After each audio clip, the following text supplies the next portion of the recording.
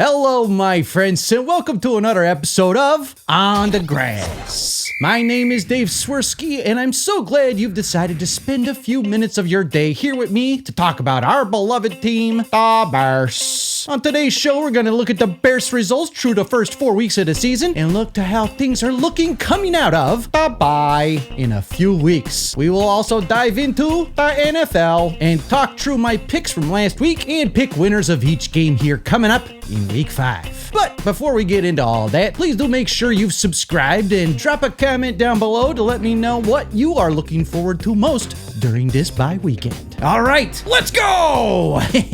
So through 4 weeks of the season so far, here's where things stand for our Bears. They currently sit last in the division, but now have the same record as the Vikings at 2-2. But the Vikings would currently own the 3rd spot over us due to our heart-ripping out loss to the Norsemen in week 1. The Packers now sit at 2nd after recording the first tie of the season so far against Matt Eberflus's insanely terrible defense and the Dallas Cowboys on Sunday. So they now sit at 2-1-1, and the Lions have regained the pole position in the North at 3-1 after that first week drubbing by Green Bay. So that's the lay of the land, but I'll say this. The division is anybody's to go get at this point, my friends. So this is where the Bears sit riding into the bye. We're still riding high on our Vegas supply of good vibes after eking out a win in Sin City on the blocked kick that not only won the game for our favorite team, but also caused more blackout nights in Vegas from the visiting Bears fans than the last Hangover movie did. And while the party has been fun for us all to partake in, the Bears blocked it! Blocked it good! The Bears blocked it! Knew they would!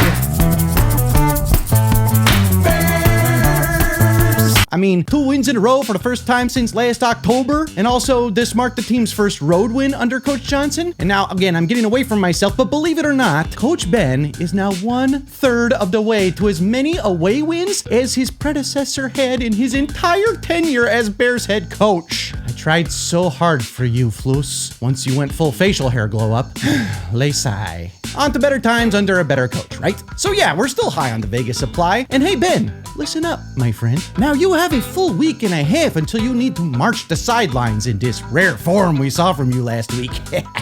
I love it. And this is plenty of time to grow your stash. Grow your stash. Fulfill the prophecy. Grow something greater. This is your legacy. Fulfill the prophecy. So let's take a look at how the Bears are faring so far under this currently mustacheless offensive guru, shall we? So currently offensively, the Bears rank 12th in points per game at just over 25 a week, 11th in passing yards per game at a shade over 225, 24th in rushing offense at barely over 100 yards a game at 102.3 currently, 4th in 3rd down conversion rate at just over 45%, 12th in 4th down conversions at 60.5%, and 19th in total offensive yards per game at 328.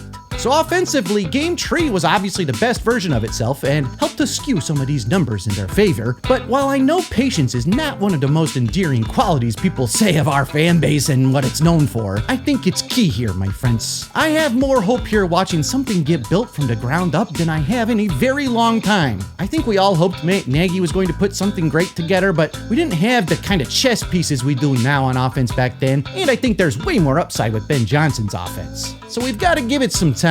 But now, on the flip side of the ball under Ben Johnson, things don't look quite so pretty, except for in one category, and we will start there. The Bears currently sit at 3rd in takeaways this season, and it's obviously what they've done best so far and has led to us winning games that statistically looked rough afterwards. But they have been a bit of a bend don't break so far defense, and have come up with turnovers in key moments to get us to wins. But here's where we sit in defensive rankings through 4. 25th in opponents' points per game at almost 30 per. Thanks a lot, Lions. 27th in opponents' yards per game at nearly 400. 379.5 to be exact. 32nd dead last in yards per play at 6.7 per. Yikes. 22nd in red zone scoring allowed at 64%, but in another good category to be ranked high in, they are first in opponents' third down success rate at just 29%. Now, I know what you might be thinking. You might be thinking, hey Dave, this is bad, my friend. Please, Superfan Dave, tell me how in the world am I supposed to see the lush, beautiful fall-colored forest through these trees? Well, here is your Swerski silver lining, my friends. Look who we've had out there so far this season.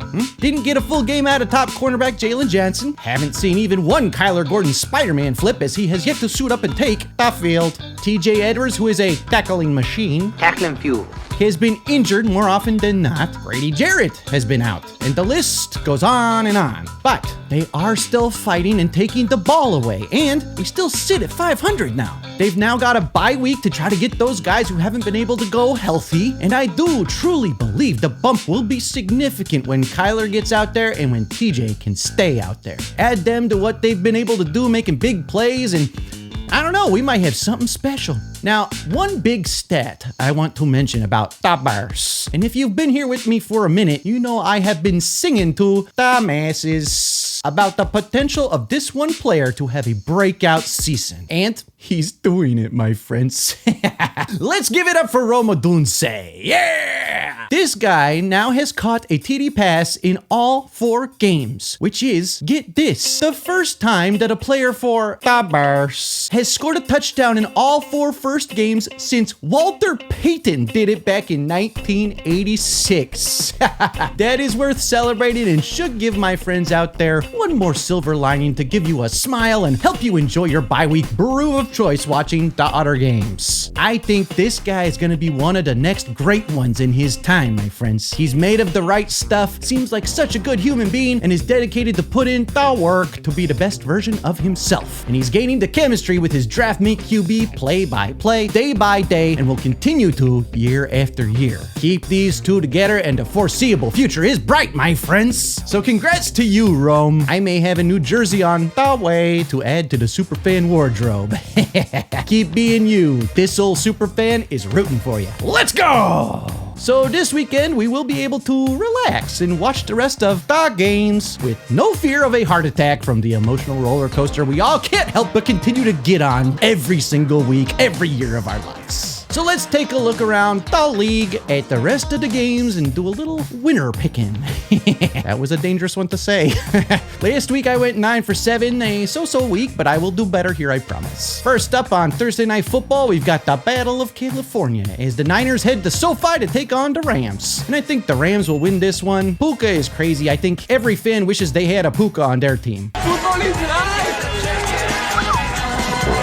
Next up, we got the Vikings and Browns and the start of the Dylan Gabriel era there, as the Browns have benched Flacco for one of their rookies. That was also hard to say. And while you never know what you're gonna get in a rookie QB debut, and therefore sometimes they succeed, I don't know if they do in this instance. It's in London. The Vikings stayed overseas after losing to the Steelers, so they have acclimated, you'd think. I think the Vikings will pull out an ugly win here, although it'd be great for the Bears if I'm wrong and they lose. Cowboys over the Jets, and we have to listen to Jerry Jones say again how much he was right about Micah. He was not. Saints, I think, somehow come away with the win against the Giants without Malik Neighbors. Colts win over the Raiders. Dolphins keep it going and win again against the Panthers. Eagles just keep winning and beat the Broncos. I'm done betting against you. Ravens lose another heartbreaker here, I think, as I'm not sure Lamar plays, so give me the Texans. Cardinals beat a Titans team that looks pretty bad. Seahawks beat the Bucks. I don't know, the Lions might score 100 against the Bengals and will definitely win this one. Chargers beat the Commanders. Bills over the Patriots. And last but not least, the Chiefs continue in their get-right era and win again against the Jags. Let's see how I do. And that is gonna do it today for On the Grass, my friends. Thank you again so much for your continued support of my work. Now make sure that you head to daveswerskistore.com to get yourself some merch for you and yours to show your support for what I do here. And as always, be kind to each other and be kind to yourself too. And go Bears! Enjoy the games this weekend, my friends. Cheers. See you soon.